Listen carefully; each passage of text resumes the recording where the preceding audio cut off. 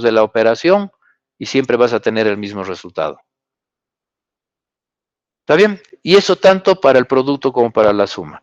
Y hay una operación que hemos aprendido que se llama conmutatividad, perdón, distributividad, ¿está bien? Que involucra tanto la suma como el producto. Y las otras que hemos aprendido, tanto para la suma y el producto, es la existencia del neutro e inversos. El neutro en la suma es el cero, es aquel número que sumado a él mismo reproduce siempre el mismo número. ¿Está bien? Ese es un neutro. En el caso de la multiplicación se llama 1, porque cualquier número multiplicado por 1 me reproduce el mismo número. Y los inversos. Y aquí voy a hacer una aclaración que puede ser importante para entender. El neutro es único para todos. El 0 es para todos los números reales. El 1 para la multiplicación es el neutro para todos los números reales. ¿Está bien? Mientras los inversos, por eso pongo inversos, son específicos y particulares a cada número. Por ejemplo, ¿cuál es el inverso del 5 para la suma? El menos 5. Ese es su opuesto, ese es su inverso. ¿Por qué? Si sumo 5 con menos 5, me da el 0, el neutro. ¿Está bien? Entonces el 5 tiene en particular el menos 5. Si agarro otro número, el 1/2, ¿cuál es su inverso? El menos 1/2 con la suma. Con la multiplicación es el 2, porque 2 multiplicado por 1/2 me da 1, porque el 1 es el neutro de la multiplicación. ¿Está bien? Entonces, eso ya sabemos de colegio. Yo solo hago un repaso, yo no voy a repetir todo eso, porque ustedes ya saben eso, sabemos manejar eso. Además, es lo mínimo que tenemos de colegio. ¿Está bien? Y dedicarse, volver a repetir lo mismo de colegio, considero que, uno, es una pérdida de tiempo, nos quita tiempo para poder hacer cosas más interesantes acerca de la materia de cálculo o de lo que queremos trabajar. ¿Está bien? Entonces, esa es una cuestión que todos la conocemos. Y por otro lado tenemos nuestra representación de los números reales como rectita. ¿Está bien? Ahí está. Donde lo que hacemos generalmente es poner el 0 en algún lado para ubicarnos. ¿Está bien?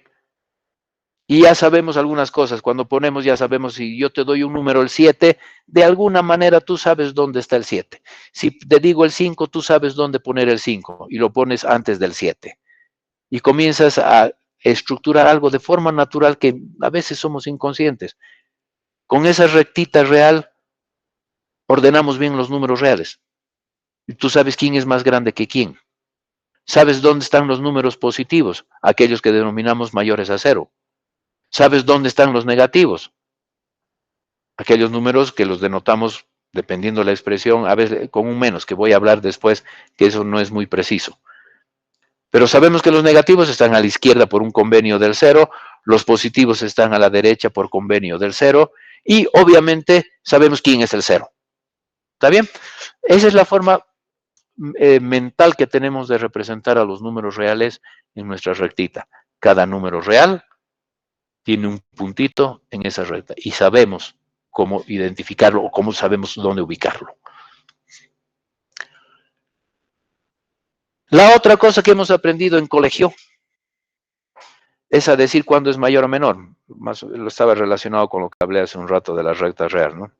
Nosotros tenemos la recta real y de alguna manera, eso déjenme poner aquí, voy a escribir, sabemos cómo ordenar los números, aunque a veces no sabes por qué, pero sabes que el rato que tú pones una recta y pones espérense, pones tu 0.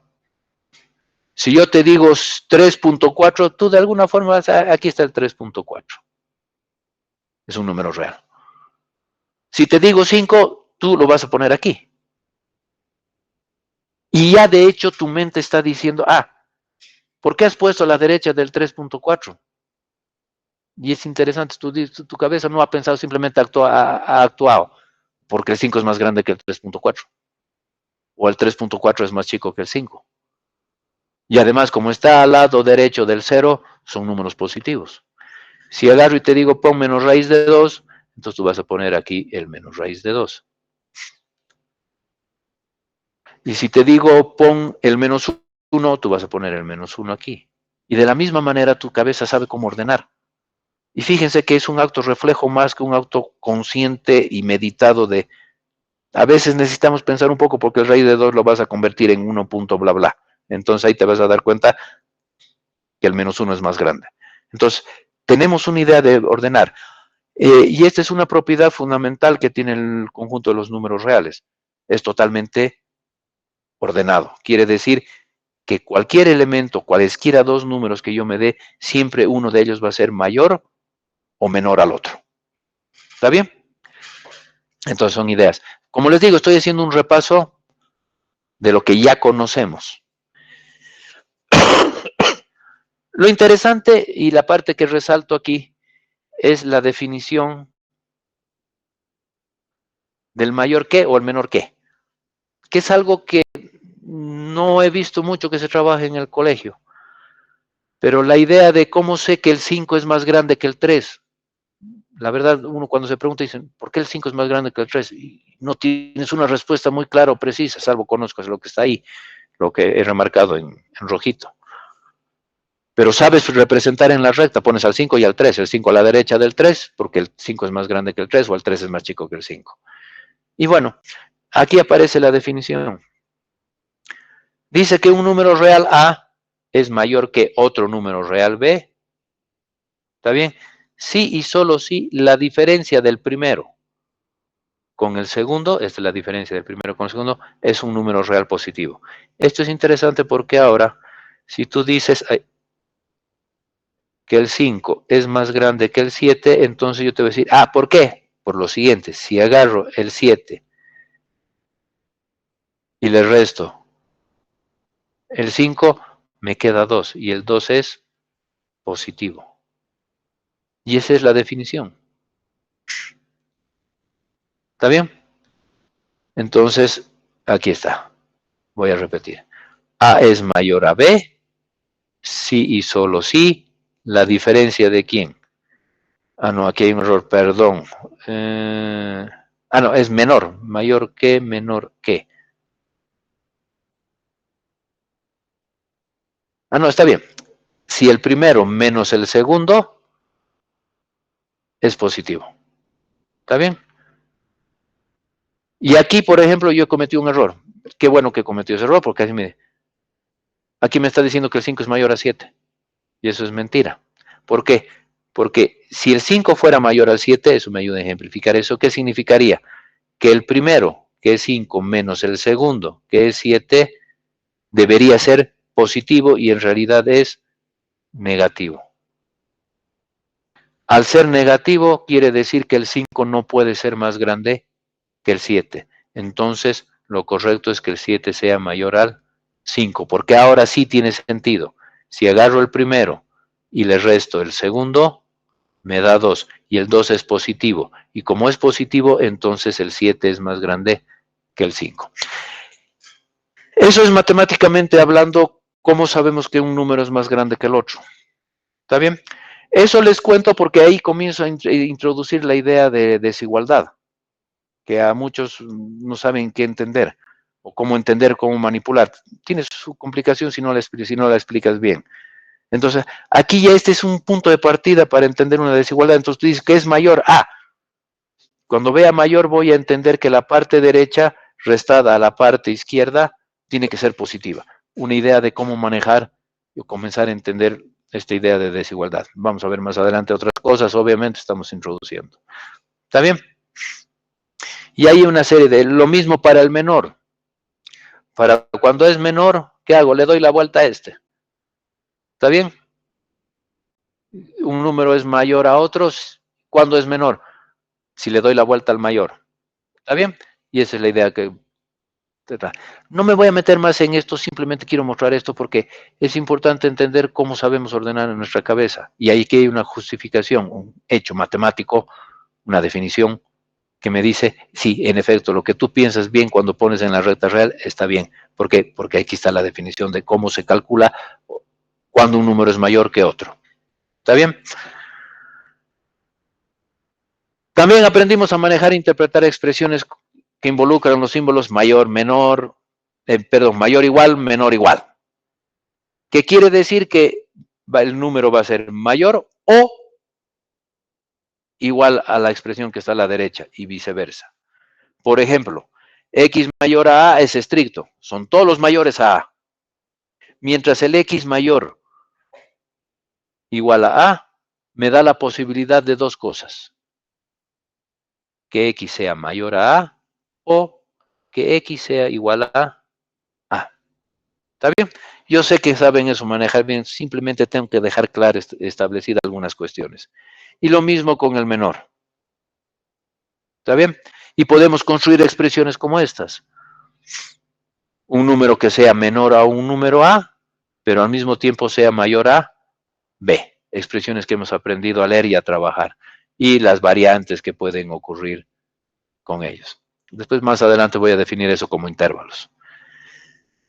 Bien, entonces ya sabemos, tenemos la recta real, su representación y además sabemos que es totalmente ordenable. Eso quiere decir que puedo saber quién es mayor y quién es menor y sé cómo se calcula o me aseguro que un número sea mayor a otro. Eso no quiere decir que cada vez que digas que el 7 es más grande que el 5 tengas que restar 7 menos 5 y mostrar que es positivo. Ya sabemos que el 7 es mayor a 5 y eso está bien. Lo que quería era justificar cómo matemáticamente se sabe que un número es mayor a otro o un número es menor a otro. Hay otros hechos que hemos aprendido durante nuestros 12 años de colegio. Y es el hecho de que cuando tengo un número real, ese número real debe satisfacer una de tres cosas. No puede ser otra que una de esas tres cosas. ¿Está bien? Y eso está expresado en los siguientes tres conjuntos, y voy a hablar bien eso. Hemos aprendido a representar al conjunto de los números reales positivos de esta manera. Yo voy a usar esta notación R más para decir que son todos los números reales tales que son los mayores al 0. A eso llamamos números positivos. Los números reales negativos que voy a representar como un R menos, ¿está bien? Va a ser el conjunto de todos los números reales tales que ese número es menor al 0. Y tengo un otro conjunto, el 0. Nada más que el 0. ¿Está bien? Y eso lo tenemos representado en nuestra recta real. Siempre pones el 0 aquí, está el 0, el conjunto 0, y siempre dices que los que están a su derecha son los números positivos. En este caso, los reales positivos, y a la izquierda tenemos a los números reales negativos. Entonces, lo que hemos hecho es esta rectita interpretar como tres conjuntos. ¿Está bien? El punto 0, un conjunto con un único elemento, el conjunto de todos los números reales positivos y el conjunto de todos los números reales negativos. Eso quiere decir que, en otras palabras, nuestra representación de la recta real está partida en tres, tenemos tres, o que cualquier número real tiene tres situaciones y están expresadas en ese grafiquito. O ese número va a ser positivo, o es el 0, o es negativo.